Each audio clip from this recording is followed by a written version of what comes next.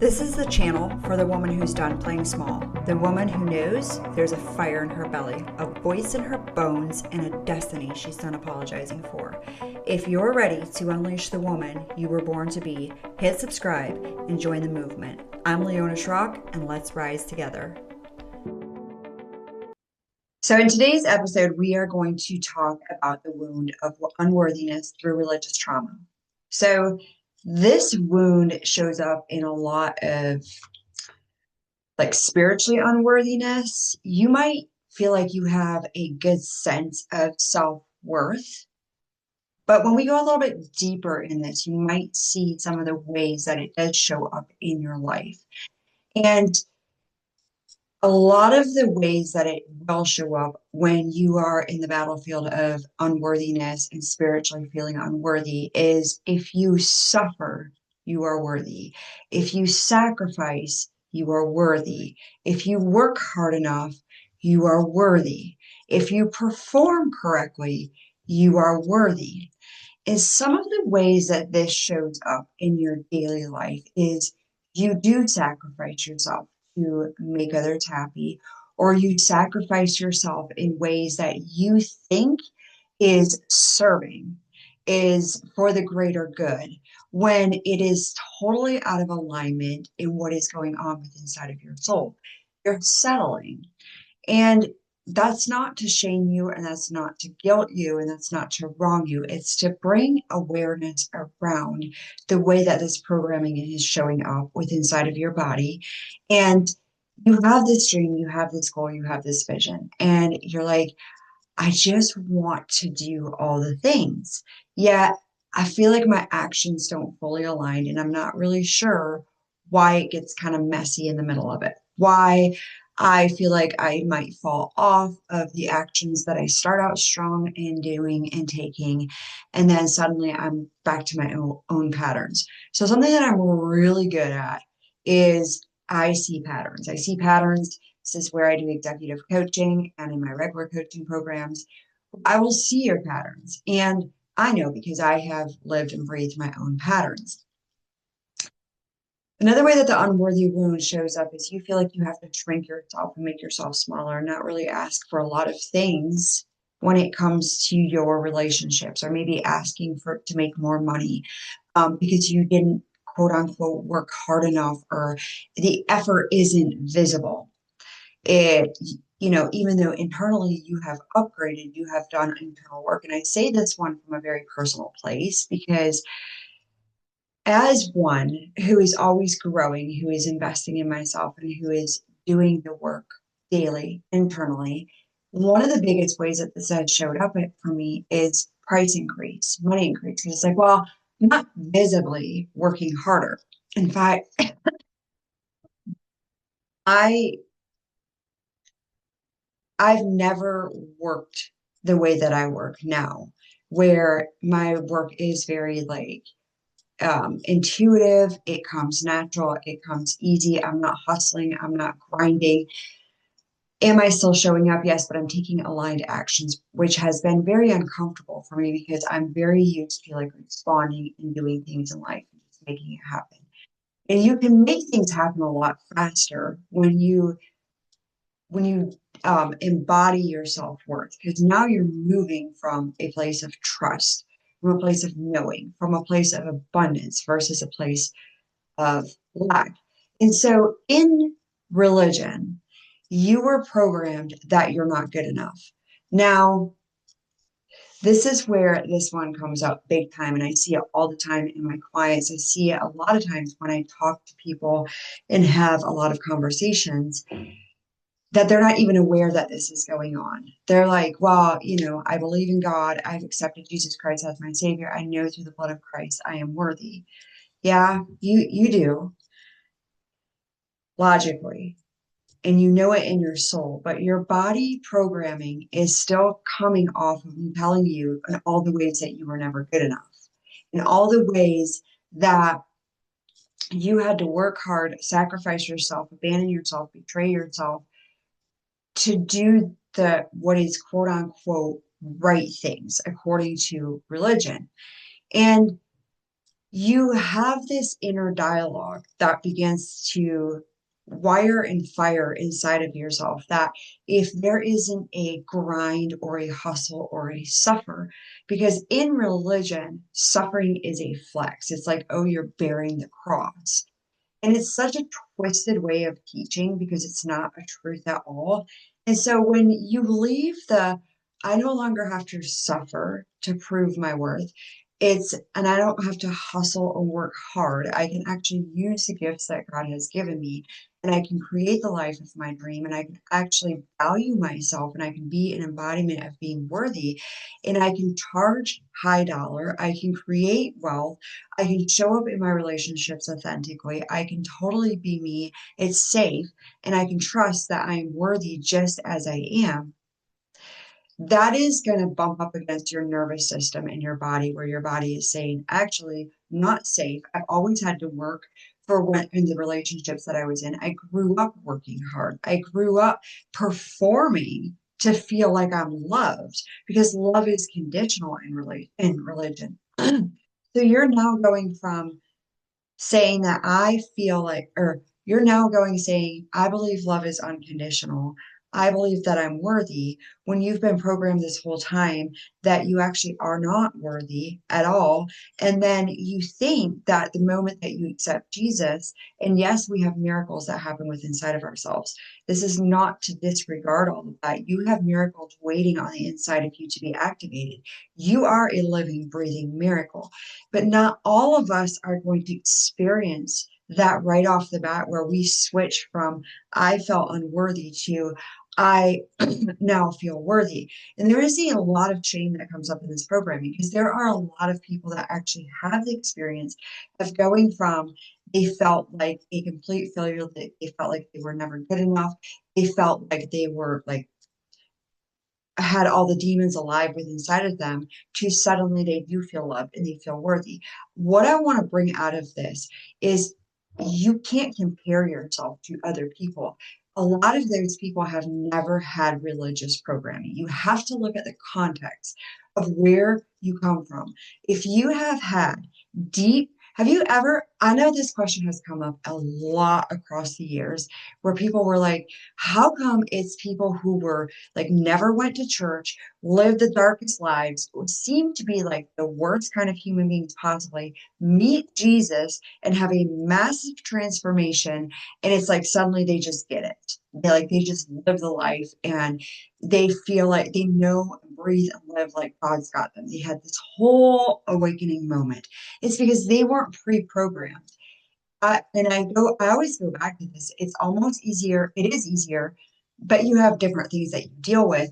I'm not disregarding that, but when you've never been programmed versus you have been programmed, the Bible has been taken, you have been abused through the biblical teachings because they took the teachings out of the Bible and they infuse them with fear and programmed you because religion is man made. Religion is made to separate you from God. So look at all the years that you have been programmed in all the ways of how you're not good enough, how you're not worthy, and how that went down through the generations and how that went through the bloodline, and how you don't have to work hard to earn love, yet you're not actually lovable. You're not truly lovable just as you are. There's this whole like, it starts out from you are such a loved child. Jesus loves you to suddenly you're doing these things that now you're no longer good enough. You're now And now you're trying to perform, to perfect, to feel like you are lovable, to feel like you are worthy. And as an adult, when you are in this world and you're creating the life of your dreams, it's going to uproot all of your religious programming because it's going to require a complete identity shift of how you see yourself and how you feel about yourself in your experience with God, because you're not separate from God. You are made in the image of God. So everything that is said about God is said about you. But there's the programming that's making you feel like it's separate. There's the programming that's saying it's not safe. Stay here. And it's why you show up in relationships and you wear a mask. You don't feel like you can fully express yourself. And then when you go to express yourself, you feel all these different things and you feel like, well, you should have just navigated through it by yourself. You shouldn't have said it this way, or you find yourself that you're correcting yourself a lot.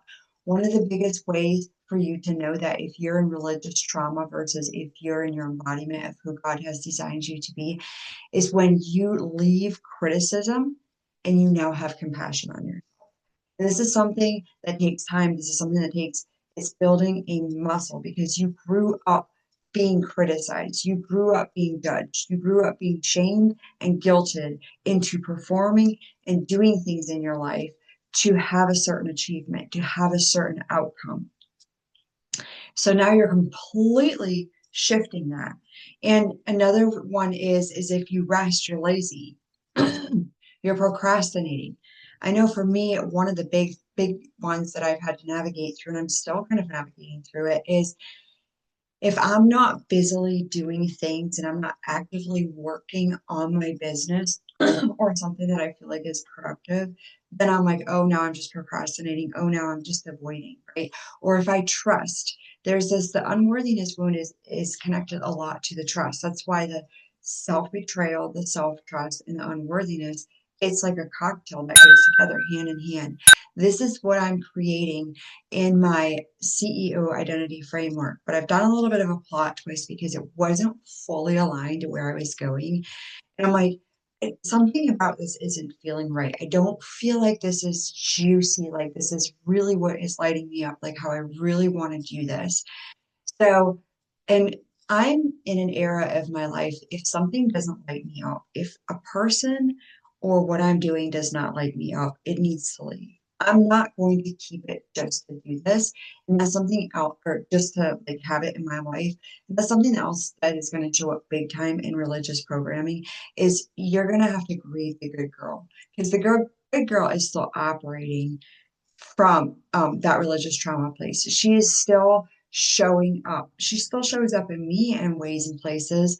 I just last week navigated through a really big one that I didn't really realize was like a real like was coming from a religious trauma place. Yes, but like this one wasn't the unworthiness wound. This was the self trust wound, and my inner good girl wanted to come up and be like, "Oh, just like have let's just keep the peace. Like it's not actually a big like it what I knew that it was a big deal, but internally it was kind of like don't make a big deal out of something because verbally it wasn't a big deal, but energetically in this circumstance it was a very big deal because a lot of times circumstances can be happening that are very toxic that are not being so much it's not so much what is being said, it's what's not being said. It's what I call the silent abuse, which is something that I wasn't in an abusive situation, but it was this was showing up that there was a lot, it was the energetics that was going on. I don't want to get into it right now because I don't know that I'll like it's just I'm just going to keep the privacy of the humans. But in that to be said, the inner good girl is going to show up there. You're going to go through 1,000 deaths with the inner good girl because it's going to require you to show up authentically. It's going to require you to embody your self-worth, for you to trust yourself, and for you to lean into knowing that it's okay for you to be you and for you to express what it is that you want, need, and desire. And so going back to my program, I'm actually going to pinpoint what I'm going to name it today. There's going to be three, it's like going to be a library, a suite. And there's going to be three different ways that you can get into this. And you can, there's going to be like the $47 investment where you can just pop in and you can grab this one. And like I said, I'll like get down to the names where if you're like, I just want to see if this really, like, I feel like it does, but I don't want to make a big investment yet. And this is like, this piece is going to be life changing in itself.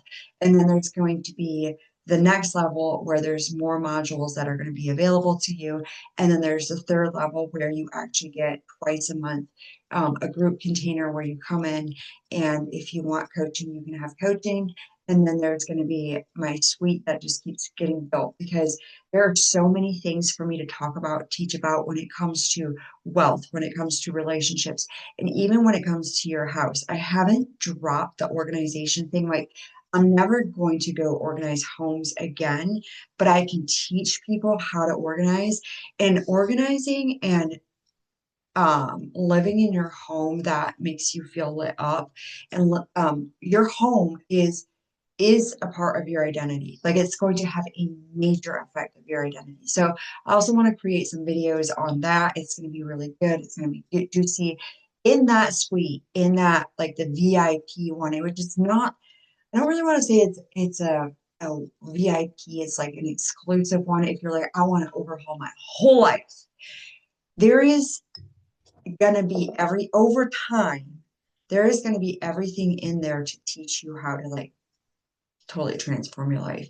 Because I was the woman that went from suppressing and being in relationships that weren't fulfilling, that were exhausting, that were draining, and doing the things that I didn't like to do. I was completely in survival. I was a prisoner to myself.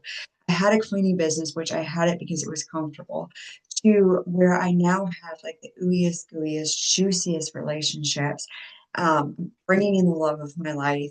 And I have a business that I love with, that I'm in love with, that I'm obsessed with. And I'm an executive coach, which I love and I'm obsessed with. And I get to travel the world, and this year, I'm going to be moving out of Ohio. So, in my children, I have an amazing relationship. I transformed my relationship with all three of my kids. Being a mama is the very beating of the blood through my veins. It's what I love. And it all transitioned and transformed by embodying and becoming the CEO of my own life and healing from religious programming. This did not happen overnight. This is something that I've been doing for like actually, I think it's going on 8 years. And you're going to get all of this stuff compacted in this suite. Like, it's, yeah, going to be a no-brainer. So I'm not sure exactly what my next episode is going to be about yet, but stay tuned because we know it's going to be juicy and it's going to be good. And I will see you next week.